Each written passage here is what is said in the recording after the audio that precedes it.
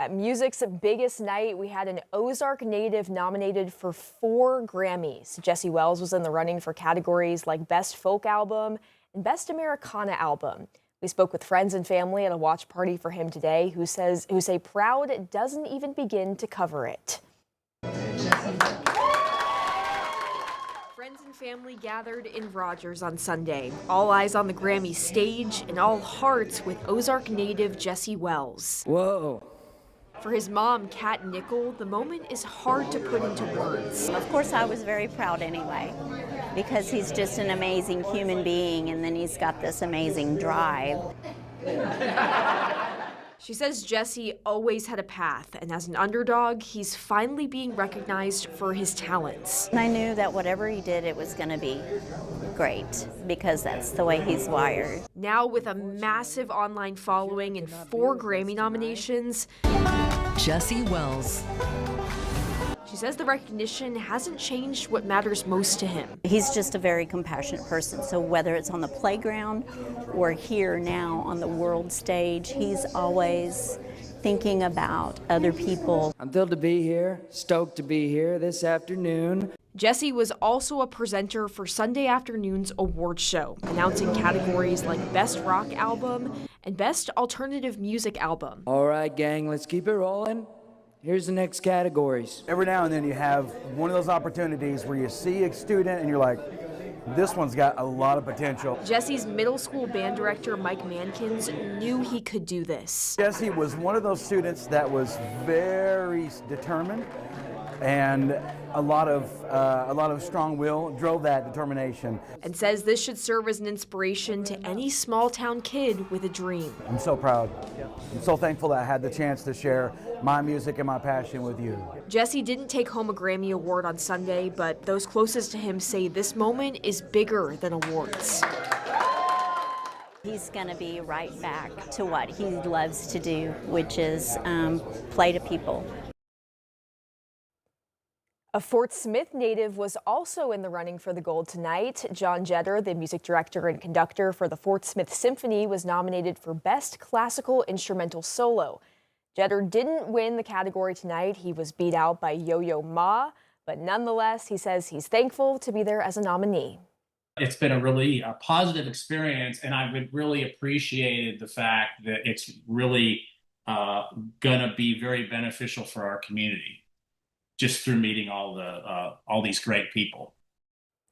He says that nomination is already paying off locally. Starting next season, every Fort Smith Symphony concert will feature a Grammy winner or nominee, bringing world-class talent right here to the River Valley. And just in case you missed the show, Gwen Baumgartner is in Los Angeles with a look at the winners and some of the most memorable performances tonight. Bruno Mars and Rosé kicked off the 68th Annual Grammy Awards, one of many high-energy performances that also included Sabrina Carpenter. Kendrick Lamar, who came into the night with the most nominations, won for Best Rap Album. Appreciate y'all. God is the glory. Love y'all. Bad Bunny, who won Best Musica Urbana Album, got political in his acceptance speech. Eyes out. The only theme that is more powerful than hate is love. Billie Eilish also made a statement after winning Song of the Year. No one is illegal on stolen land. Justin Bieber delivered a stripped-down performance, wearing only boxers and socks to perform his song, Yukon. Trevor Noah returned to host for his 6th and final time. I feel like I'm at Jeff Bezos' wedding, but with way more black people. Olivia Dean took home Best New Artist. We're nothing without each other. Thank you so much. All 8 nominees in that category performed in a special Grammy segment showcasing the future of music. Gwen Baumgartner, CBS News, Los Angeles. Well, switching gears as a precaution, the city of Greenwood has put a boil order into place due to a recent water main repair. The order affects customers northwest of Center Street from Rockside Drive to Highway 41 and also includes Shadow Lake. Customers are encouraged to boil water for 1 minute before drinking, cooking, making ice, or brushing your teeth. That order will stay in place until further notice. You can stay with 5 News for the latest updates.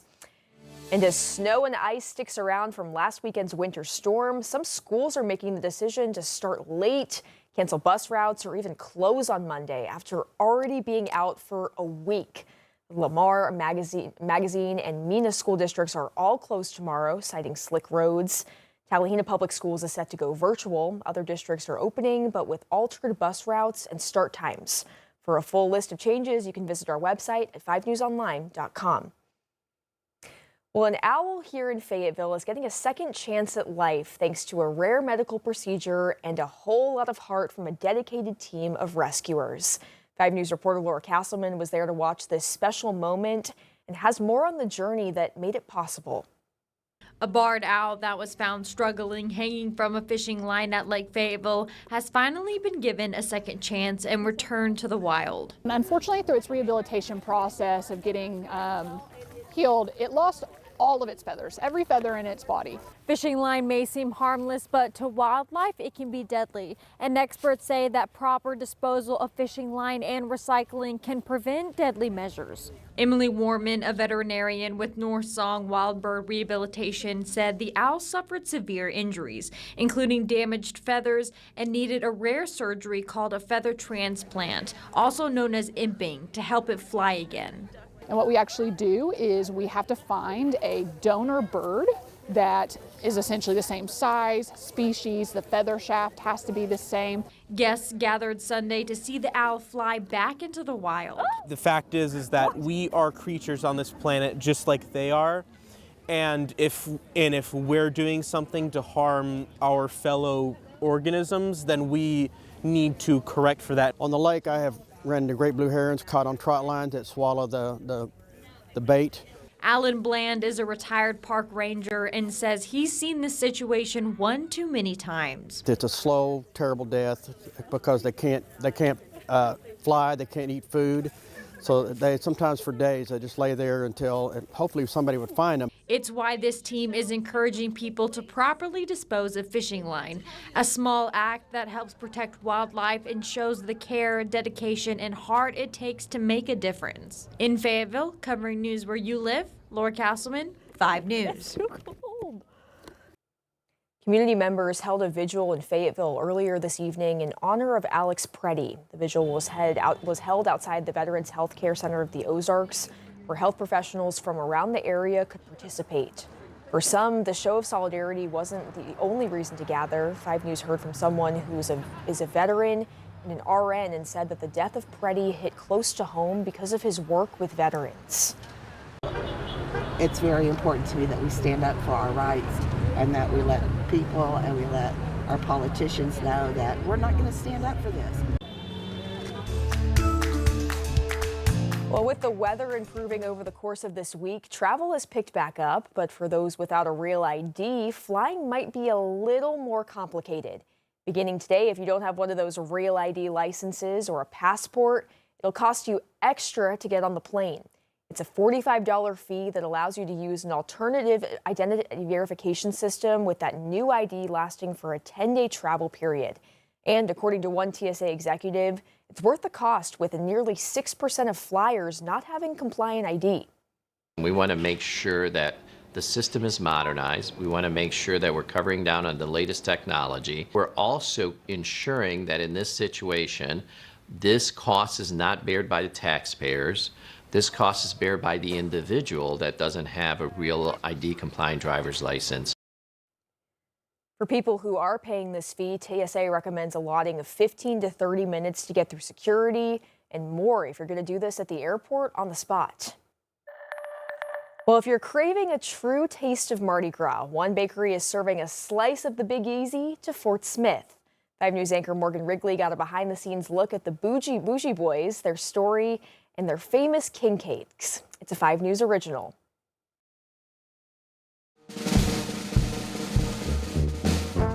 If you ask someone in or around Fort Smith where they get their king cake, one name comes up again and again, the Bougie Boys. But the dough is actually a brioche, because a lot of people think it's just a very, very fancy cinnamon roll. And it is not structurally that. The brioche has a lot more butter and eggs. The secret ingredient? James and John Nicholson might say it's their special cream cheese mix, but some of it comes from years spent in Louisiana. King cakes are very serious.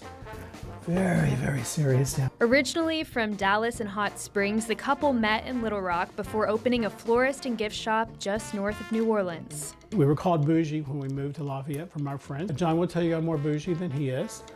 It's true. We love to cook. We love to bake. When they retired and moved to Fort Smith in December 2024, they decided to put those skills to work. Well, I'm going to let this rise because it's at 350 instead of the one. Bougie Boys is a florist and bakery year-round, but when Mardi Gras season rolls around, for these former Louisianans, there's one dish that takes the cake. If you're a baker in New Orleans or Lafayette or New Iberia or any of the towns down there, if you don't make a good king cake, you're going to go out of business.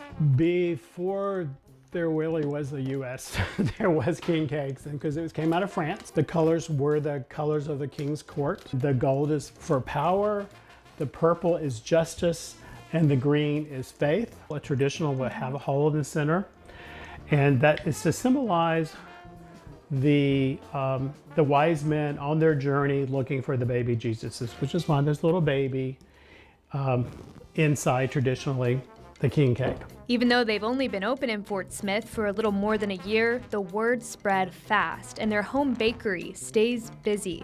With James handling the baking and John taking care of the finishing touches, they turn out about 4 king cakes a day. A lot of people think that you eat the king cake on Fat Tuesday, but no, you eat as many. You eat as many as you can. We're already up to 2.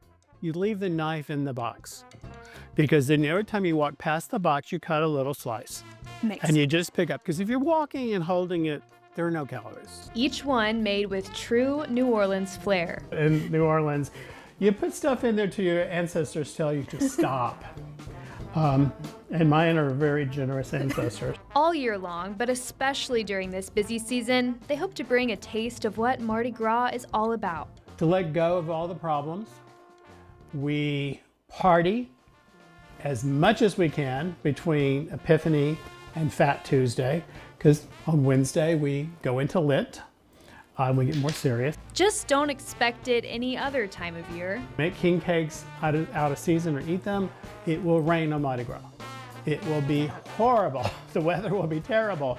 So, I mean, we're not down in New Orleans, so we're okay. Yeah. But we don't want to be responsible. But we do not want to be responsible. Scott would be upset if we could pouring down, you know. In Fort Smith, covering news where you live, Morgan Wrigley, 5 News.